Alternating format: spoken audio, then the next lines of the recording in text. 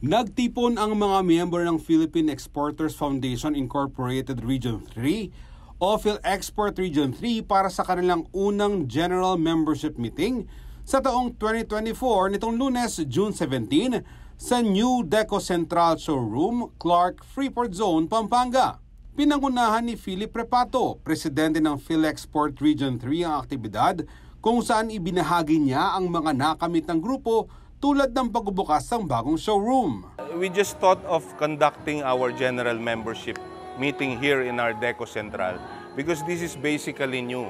We just opened last April 24 this new site. It's a bigger Deco Central, and most of our furniture and furnishing manufacturing member companies have their own display here. So naka-display yung mga items nila dito. It's a permanent showroom, or it's a whole year-round exhibit for furniture and furnishings. Nag-imbita rin ng PhilExport Region 3 ng mga exhibit organizer, architects, engineers at interior designers sa kanilang pagtitipon upang maipresenta ang iba't ibang produkto ng kanilang mga miyembro.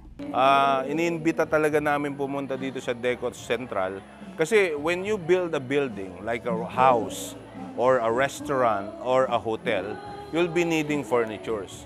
So dito po yung tamang lugar because we are 27 company members here who are legitimate manufacturers ng mga furniture and furnishings. Open din ang New Deco Central Showroom sa mga gustong mag-walk-in at naghahanap ng mga muebles o dekorasyon para sa bahay man o malalaking gusali. In fact, yung mga nandito namin na naka-display, pwede na nilang bilhin yan, sir. Pwede nilang bitbitin or they will just schedule a delivery. So, yun ang, kaya dapat talaga pumasyal sila. And in fact, we also have our own designer wherein kung wala pa rin silang makita sa mga magandang pagkadami-daming furniture dito, we can, design a furniture for them and manufacture it in our own respective companies. Samantala, isa sa mga bisita ng PhilExport Region 3, si Architect Nonet Manyalak Hubilia, na talaga namang napabilib sa mga nakita niyang produkto sa showroom. The items that they have are really world-class, and you can really see the refinement that is the quality of the pieces they have.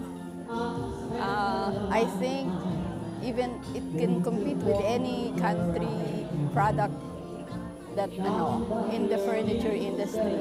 It's really very good and such a varied the mixture of the very modern and to our traditional and even to the classic. To PhilExport Region 3 and Deco Central, our congratulations, and I'm sure that you will help the industry a lot in also improving and promoting our products abroad, even locally, because it seems that we're not so popular locally as the other less expensive ones. But here, I think their quality is world-class.